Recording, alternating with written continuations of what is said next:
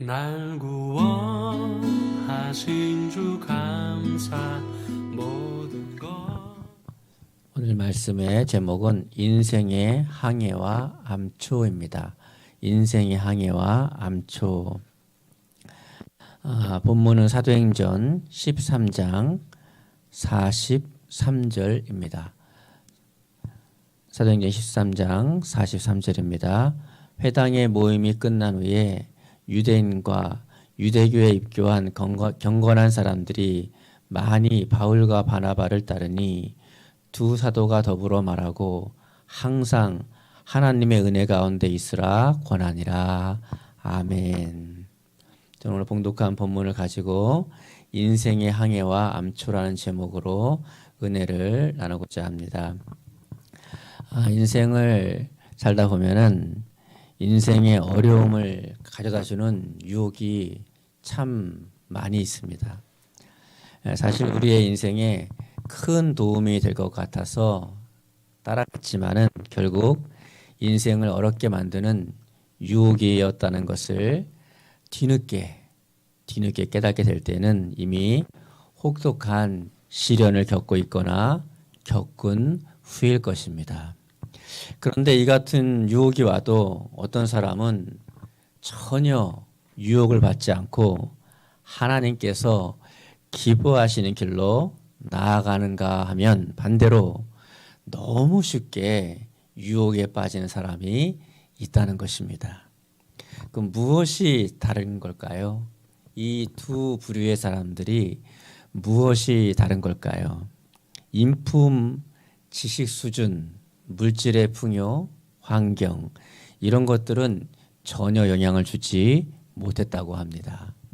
그러면 무엇이 또 무엇에 유혹에 빠지기도 하고 또 유혹을 쉽게 이겨내기도 하는 걸까요? 어떤 것이 유혹에 쉽게 빠지기도 하며 유혹을 쉽게 이겨내기도 하는 비결일까요? 그것은 바로 은혜가 그 사람 안에 있느냐 없느냐의 차이였습니다. 한 부류는 은혜가 있었어요. 한 부류는 은혜가 없었습니다. 첫 번째, 우리는 은혜가 있어야 죄의 유혹에 빠지지 않게 되는 것입니다. 은혜가 있어야 돼요. 여러분, 그렇게 술을 좋아하던 술주정뱅이가 하루아침에 술을 끊겠다 그러니까 많은 사람들이 믿질 않는 거예요. 근데 정말 딱 끊었어요. 어떻게 끊었을까요? 술주정뱅이지만은 부인을 따라가지고 매일 교회를 그냥 간 거예요. 가다가 그런 날이 있잖아요. 이게 예배 후에 우리 통성기도 합시다 그랬는데 엄청 은혜를 받아버린 거예요. 받고 나서는 다시는 내가 술을 마시지 않겠다고 결단했다고 합니다. 주변에서 술 마시자고 부르고 또 어쩔 수 없이 술자리에 끌려가서 앉기는 했지만 이분은 전혀 술을 마시고 싶지 않았고 다시는 그 뒤로 술을 마시지 않았다고 합니다. 같은 사람인데 무엇이 달라진 걸까요? 요전에는 술주정뱅이였는데 바로 은혜가 마음에 있느냐 없느냐에 따라서 달라지는 것입니다. 그러니까 술주정뱅이라 할지라도 은혜가 임하니까 술주정뱅이에서 건장한 사람으로 또 경건한 사람으로 변화되더라는 것입니다. 물론 반대의 사람도 있더라고요. 은혜 받고 끊겠다고 선포했지만 술 친구들과 어울리면서 결국 술이 먹고 싶어서 미칠 지경이 되고 다시 술을 열심히 먹기 시작한 사람도 있습니다. 이분은 받은 은혜를 잘 유지하고 계속적으로 은혜를 받지 못했기에 자기 힘으로 끌어보려 자기 힘으로는 끊을 수가 없는 것이죠. 여러분 술이 내 힘으로 끊어지던가요? 잘 안 끊어지죠. 에베소서 5장 18절 말씀입니다. 술에 취해 살지 마십시오. 그 길에는 많은 악이 숨어 있습니다. 그보다 성령에 취하여 성령의 지배를 받으십시오. 아멘. 여러분, 죄의 유혹은 절대 자기 힘으로 이겨낼 수가 없습니다. 하나님의 은혜가 그 사람 안에 머물러 있어야 그 죄의 유혹을 이길 수가 있는 것입니다. 많은 분들이 저에게 이제까지 어떻게 하면 죄의 유혹을 이길 수 있느냐고 물어보았던 것 같습니다. 정말 많은 분들이 그걸 물어봤어요. 이 세상에 어느 누가 죄의 유혹을 다 이기고 날마다 승리하며 산다고 자신 있게 말할 수 있는 사람이 있을까요? 여기 계신 분들 또 온라인으로 예배 드리시는 분들 중에 나는 날마다 죄의 유혹을 이기고 날마다 승리하며 삽니다. 이러면 손 들어보세요. 저도 손을 못 들고 이렇게 있어요. 네, 그런 사람은 없죠. 그 사람이 있다면은 이미 그 사람은 예수님이 필요 없는 완벽한 사람입니다. 그 사람은 십자가에 못 박아야 됩니다. 의인이니까, 절대 의인이니까. 예, 절대 의인이 없어서 의인 대신 예수님이 이 땅에 오신 거니까 그런 사람은 없죠. 그런 의인은 세상에 존재하지 않습니다. 그럼에도 불구하고 비교적 승리하는 삶을 사는 사람들이 있습니다. 여러분, 배가 바다를 항해할 때 가끔 뉴스에서 보니까 이 암초에 부딪혀서 자초되거나 또 난파되었다는 소식을 들어본 적이 있습니다. 그렇다고 바다에 다니는 모든 배가 다 암초에 걸려서 자초되거나 난파되는 것은 아닙니다. 대부분 아무 문제 없이 바다를 잘 항해하며 다닙니다. 그런데 암초에 걸려서 어려움을 겪는 배들은 특징이 하나 있습니다. 특징을 하나 꼽는다면 하나가 있습니다. 그것은 암초는 비교적 수심이 낮은 곳에서 드러납니다. 그러니까 바다 수심이 깊으면 아무리 암초가 아니라 그 무엇이 있어도 전혀 문제가 되지 않습니다. 그러니까 우리는 인생 살면서 암초가 문제다. 아우, 우리 인생에 이게 암초다. 어떤 분은 뭐 자식을 보면서 넌 내 인생의 암초야 막 그러고, 어떤 분은 뭐 부부간에 서로 보면서 아이고 내 십자가면 내 암초다 뭐 이러고, 또 경제 문제가 내 암초다, 또 아니면 뭐 여러 가지 문제들이 내 암초다 하지만은 암초는 누구에게나 인생 살면서 다 있는 것 같습니다. 바다에 어디나 있는 것처럼요. 우리 인생에도 신앙생활에도 똑같은 원리가 적용됩니다. 우리가 인생의 항해를 하다 보면 암초는 어느 곳에나 언제나 만나게 되어 있습니다. 혹시 함께 예배드리시는 분들, 또 영상으로 함께 예배드리시는 분들 가운데 난 태어나 지금까지 한 번도 암초라는 거 만나본 적이 없다.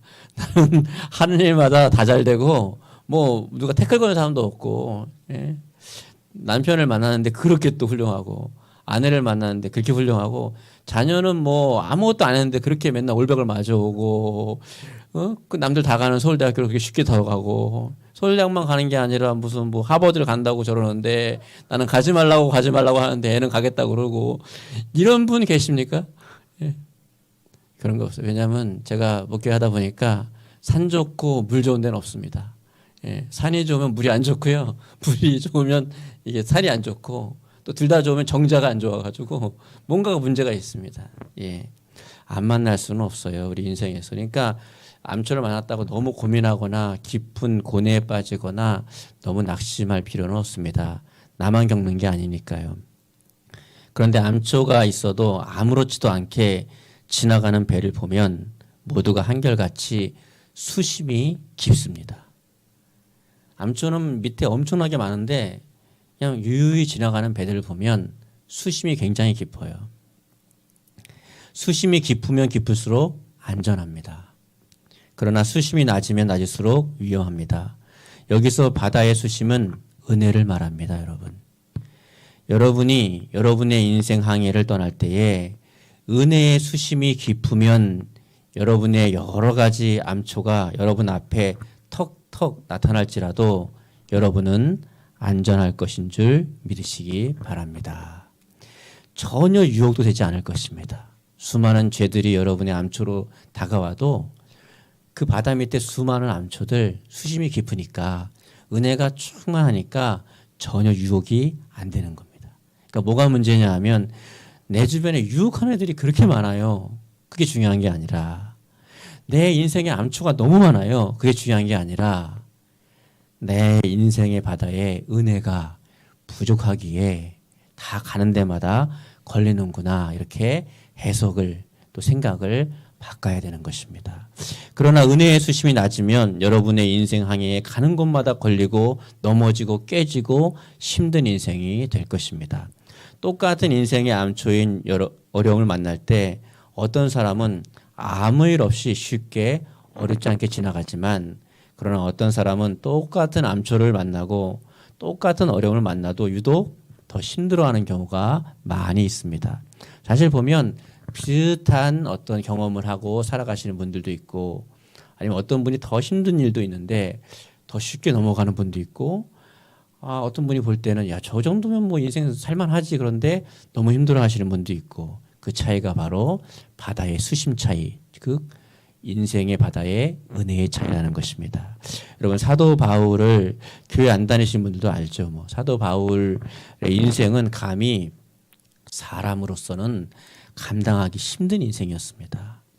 복음을 전한다고 조직 폭력배들이 죽이려고 하고 막 여기 문신하시고 이렇게 용 같이 다니시는 분 있잖아요. 이렇게 다니시고 막 이렇게 그냥 다니시지 않고 연장 같은 거 갖고 다니시고 농사도 안 짓는데 막 이렇게 다니시는 분들 무섭잖아요. 막 죽이려고 하는 거죠. 그다음에 유대인들이 사도 바울을 못 죽여서 안달이 나고 선교 여행하면서 늘상 굶고 또 헐벗고 배 타고 가다가 배가 파손돼 가지고 죽을 뻔한 적이 한두 번이 아니고 사도 바울을 목숨처럼 사랑하는 성도들도 많지만 정말 사도 바울을 죽이겠다고 또 사도 바울 삶 가운데 헐벗고 굶주리고 어려움들이 너무 많았어요. 결국 사도 바울은 로마로 가서 단두대에 죽음을 맞이하는 운명이었습니다. 그런데 그걸 몰라야 되잖아요. 예? 여러분이 만약에 인생 끝을 아는데 해피엔딩이 아니고 단두대예요, 단두대. 그러면 안 갈라 그럴 거예요. 근데 사도 바울은 그런 거는 몰라도 되는데 우리가 알아야 되는 거는 주 예수 그리스도의 은혜마. 예? 여기도 혹시 예수님 안 믿는 분이 이거 혹시 보실지 모르니까 그런 분들에게는 로또 번호 6자리 뭐 이런 거 미리 알아서 가는 거 외에는 소망이 없는 건데 단두대에서 내가 죽을 것을 알고 갔던 거예요. 예. 이걸 이미 알고 있었어요. 단두대의 죽음 그런 건 몰라도 되는데 미리 알고 그 길을 순교의 길을 걸어갔습니다. 여러분 같으면 감당이 되시겠습니까? 쉽지 않죠. 아니 어렵죠. 그런데 사도 바울은 기뻐하며 감사하며 그 길을 걸어갔습니다.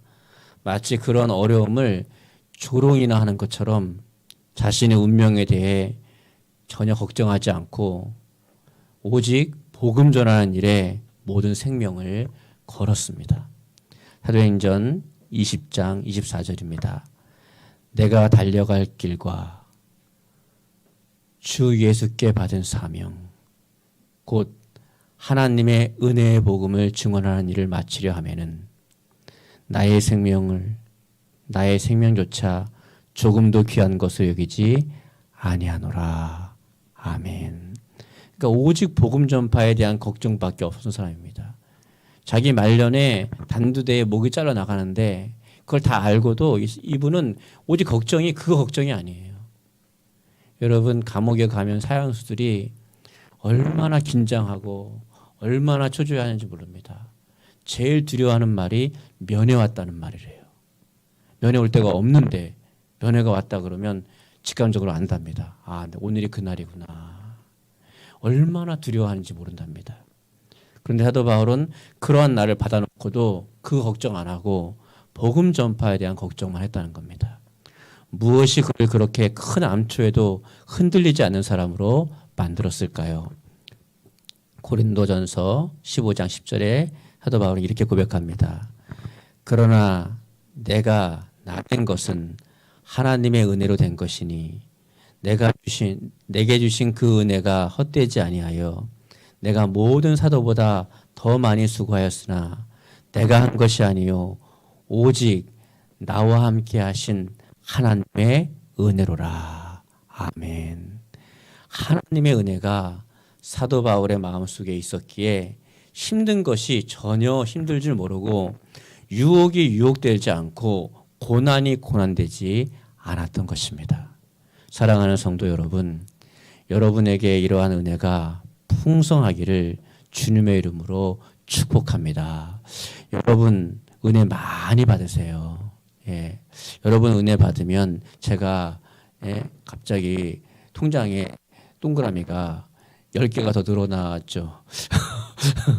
여러분 은혜 받으면 여러분 인생이 잘 되는 줄 믿습니다. 예, 하나님과 저는 여러분이 잘 되기를 원합니다. 그 은혜가 여러분을 살릴 것입니다. 혹시 힘드십니까? 그러니까 은혜 받으세요. 그런데 마귀가 있거든요, 이 세상에는. 그래서 힘든 분들 보면 그렇게 또 은혜를 안 받으려고 그래요. 힘들면 은혜 받아야 되잖아요. 그래서 벗어나야 되는데 은혜의 바다가 차올라서 암초를 유유히 지나가야 되는데 힘들면요. 힘들어서 난 기도 안 해요. 힘들어서 나는 예배 이렇게 나가거든요. 그러한 자세는 바람직하지 못한 자세입니다. 얼른 그 자세를 바꿔야 돼요. 그 은혜가 여러분을 살립니다. 두 번째, 은혜 받아야 인생의 암초에 걸리지 않고 지나갈 수 있습니다. 그럼 은혜는 어떻게 받을 수 있나요? 은혜는 하나님과 관계된 모든 것에서 받을 수 있습니다. 하나님과의 관계된 모든 것에서. 그러니까 지금 예배 시간, 이 시간뿐만 아니라 삶 속의 모든 순간 속에서 은혜를 받을 수 있습니다. 지금처럼 예배 드리는 중에도 은혜는 받게 됩니다. 은혜는 내가 마음을 열고 사모하며 받아야 합니다.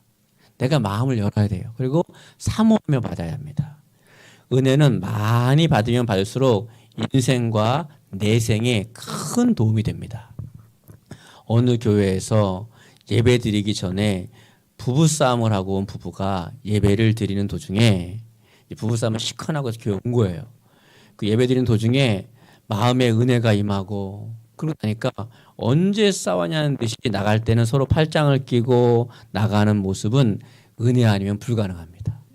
그분들이 교회 안 오고 은혜 안 받고 딴 데 갔으면요 2차전이 벌어져가지고 이혼했대야. 근데 교회 와서 예배를 드리고 은혜가 임하니까 은혜를 받고 나면 뭐 그게 뭐 아무것도 아니다 이렇게 되는 것이죠.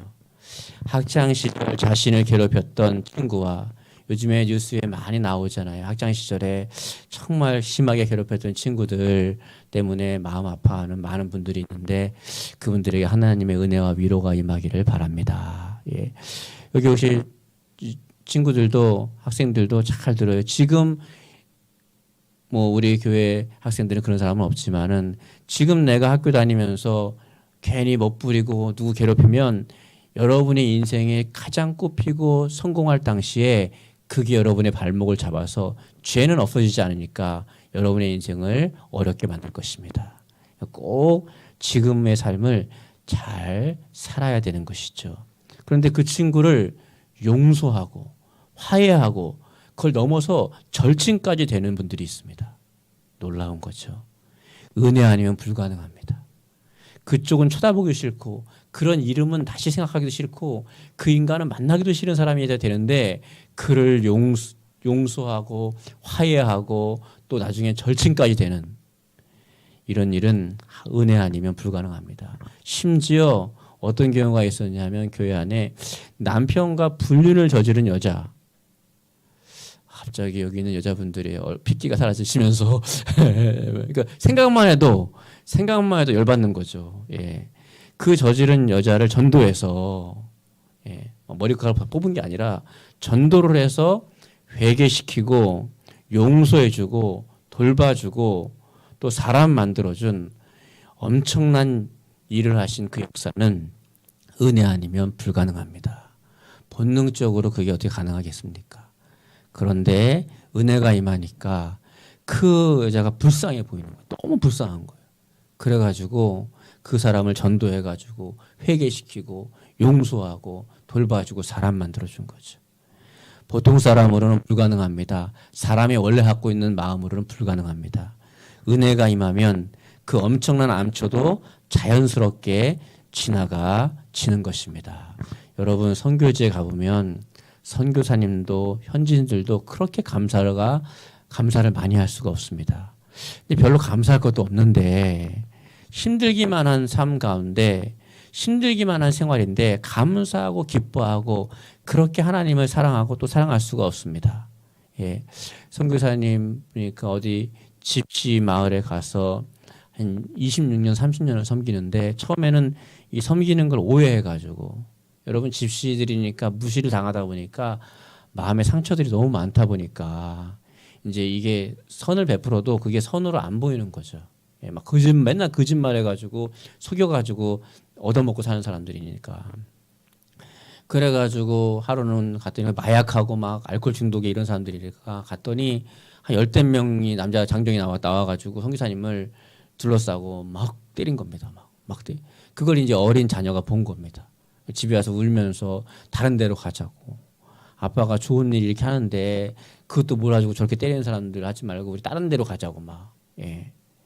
그런 삶 가운데 막 얼마나 막 그 마음에 그래 진짜 갈까? 막 내가 이렇게 선을 베풀었는데 이렇게 돌려준다는 거는 내가 정말 화가 나는 일이야라고 생각할 수 있는데 은혜가 임해가지고 버티고 지금은 26년, 30년째 있는데 그 집시 마을을 복음화하고 그 집시 마을에서 리더들이 생기고 또 목회자도 나오고 많은 그 교회를 세우고 다른 교회 세우고 그래서 수많은 열매들이 맺어지게 된 것입니다. 이 비결은 뭐냐? 상식적으로는 벌써 접고 다른 데로 갔어야 하는데 남아서 그들을 품었던 이유는 그 선교사님의 인품도 훌륭할 수 있지만은 그것은 하나님의 은혜가 그 선교사님의 마음을 붙잡았기 때문입니다. 선교사님의 자녀들 마음도 하나님께서 은혜로 부어주셨기 때문입니다. 이렇게 은혜 받는 게 중요한 것입니다. 이분들의 삶은 별로 감사할 것도 없고 신들기만 한 삶과 생활인데 감사하고 기뻐하고 또 부러운 건 뭐냐 하면 그렇게 또 하나님을 사랑합니다. 이분들이. 저는 그런 게 부러운 거예요. 요즘에 그런 걸 보면은 너무너무 부러운 거예요. 하나님을 사랑하는 게 그냥 이렇게 보여요. 막 사랑하고 또 사랑하고 막. 예. 제가 그 기독교 방송을 보다 보니까 대뇌의 70%를 자르고 소뇌의 90%를 잘라서 살아있는 애가 있더라고요. 모세라고. 얘는 거의 막 보지도 못하고 듣지도 못하고 말하지도 못하는데 그 어머니와 할머니와 가족들이 잘 만나가지고 기도를 막 해주고 교회에서 기도해가지고 한쪽 귀가 청력이 살아나고 말이 트였답니다. 말이. 그러니까 그래도 그냥 그렇죠. 뭐 지적장애, 지체장애 뭐 다 그렇죠. 근데 얘가 이렇게 말을 하는 거예요. 난 너무 놀란 거예요. 내가 더 힘을 기울여서 그러니까 이게 진행이 안 되는 애인데 그런 말을 하는 거예요. 자기는 이 태어난 목적이 찬양 부르는 게 사명이다 이런 말을 했대요. 사명이라는 말을 말할 수 있는 애가 아닌데 그러면서 뭐라 그러냐면 나는 찬양을 더 진실하게 더 하나님께 더 힘을 다해서 이런 식으로 하나님께 올려드리고 싶습니다 하는데 그 말은 어눌하죠. 그리고 이제 표현력이 좀 부족한데 너무 좀 부러운 거예요. 개인적으로 저는 지능이 걔보다 좀 좋지 않겠습니까 제가? 그런데도 너무 부러운 거예요. 전 사지백지 멀쩡하지만은 제가 너무 부러운 게 뭐냐 하면 어쩜 그렇게 하나님을 사랑할까?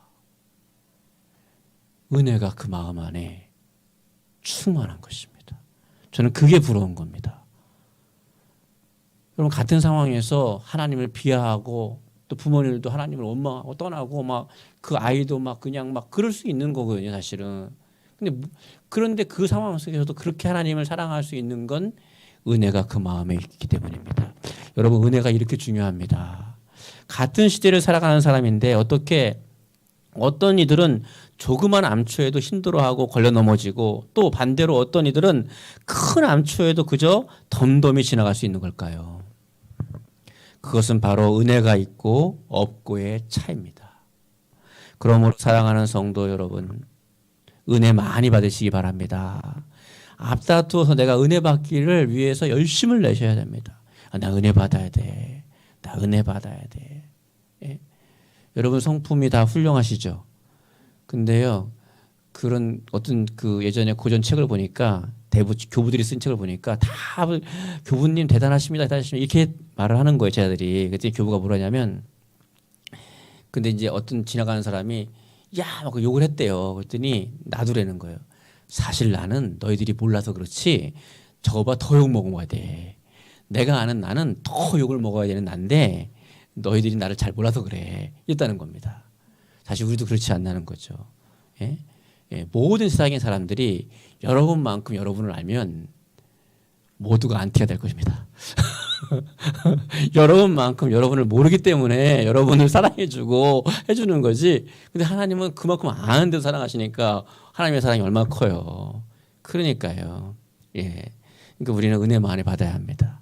우리의 인격과 우리의 성품과 우리의 것으로는 선한 것이 잘 안 나오거든요. 그렇지 않습니까? 은혜를 받으면은 하나님의 은혜로 선한 것이 나오게 되는 것이죠. 그래서 은혜 많이 받아야 되는 것입니다. 은혜는 기도할 때 하나님께로부터 옵니다. 그래서 기도를 많이 하라고 우리 교회에서 권면하는 겁니다. 기도를 하는 이유는 은혜 받으라고. 은혜 받고 선택하면 그게 복이 있고, 또 은혜 받고 행동하면 복이 있고, 은혜 받고 말하면 복이 있고, 은혜 받고 또 생각하면은 이런 같은 사건도 좀 다르게 볼 수 있고, 이렇게 은혜 받고 보면 또 해석이 달라지고 또 이해가 달라지고, 이해가 안 되는 것도 또 이해가 되기도 하고, 이 은혜 받는 것이죠. 그래서 예. 그다음에 생활 중에 찬양을 부르고 들을 때도 은혜가 임합니다.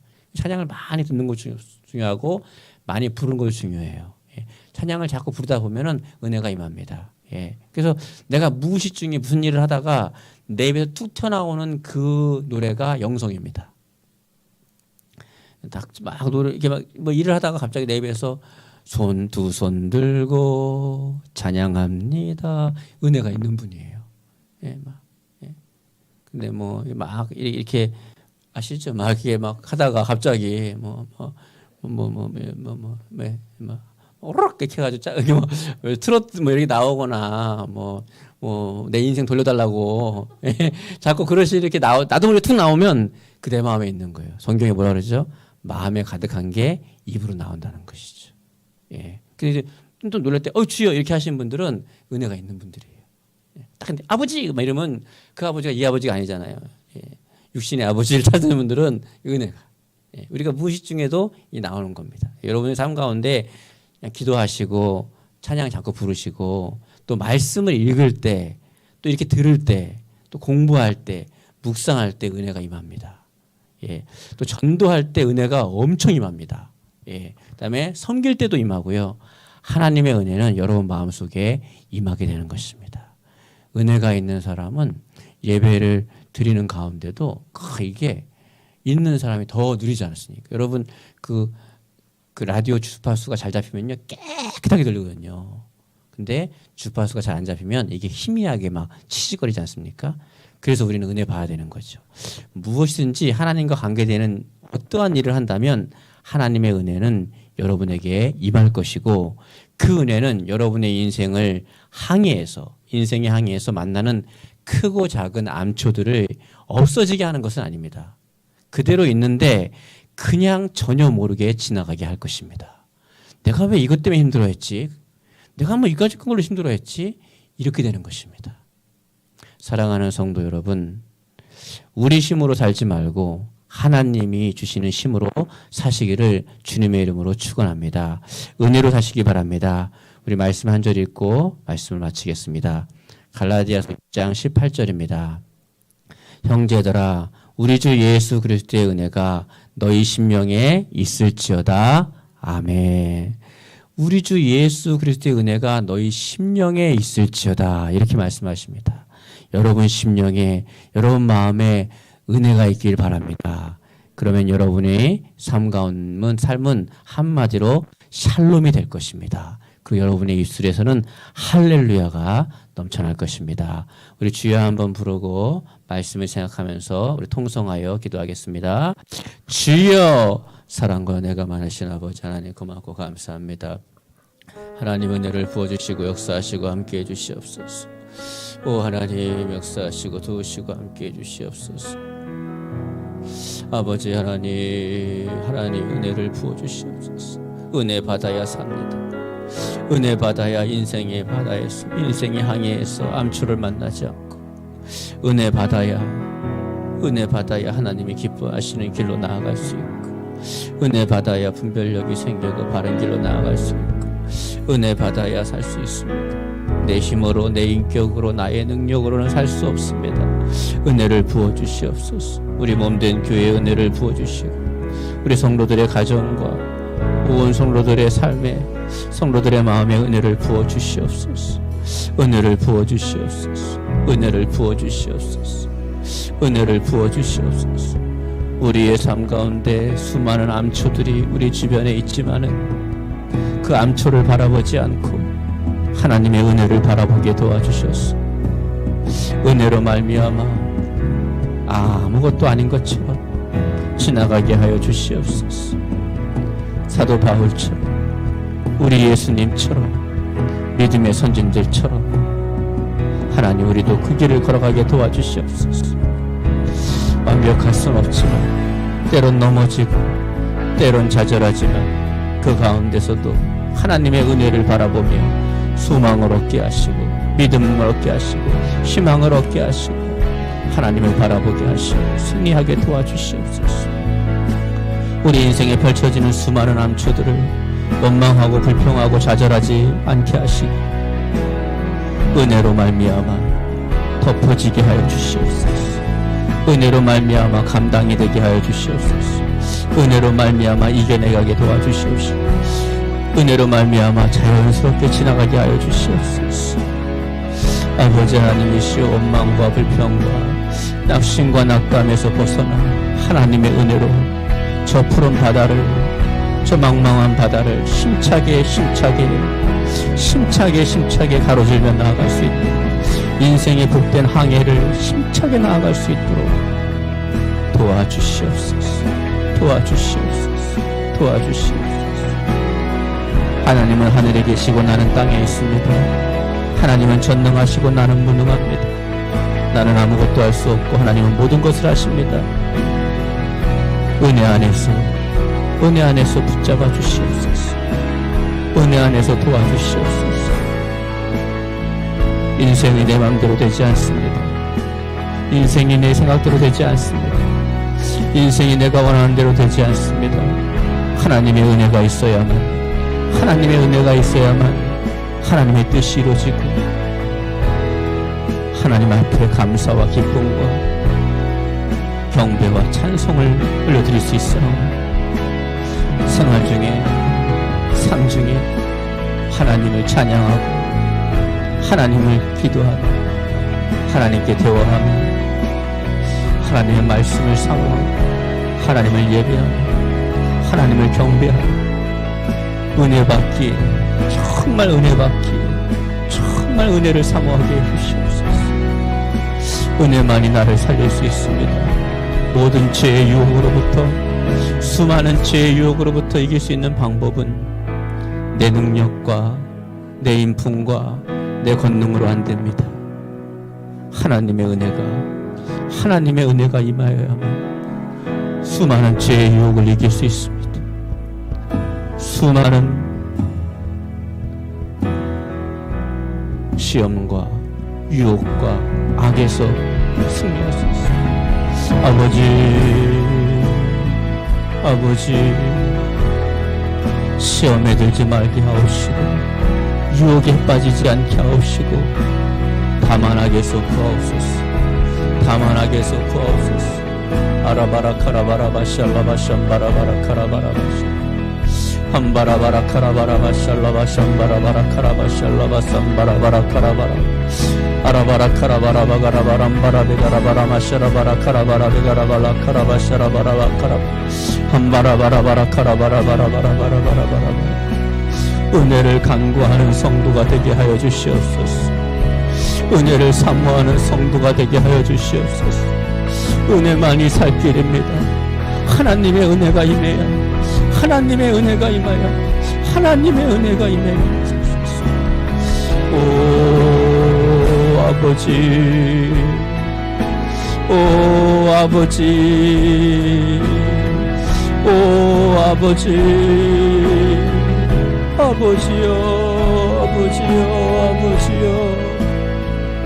아라바라 베가라바라 마샤라바라 베가라바람바라 베가라바라 아라바라 베가라바라 마샤라바라 베가라바람바라 베가라바라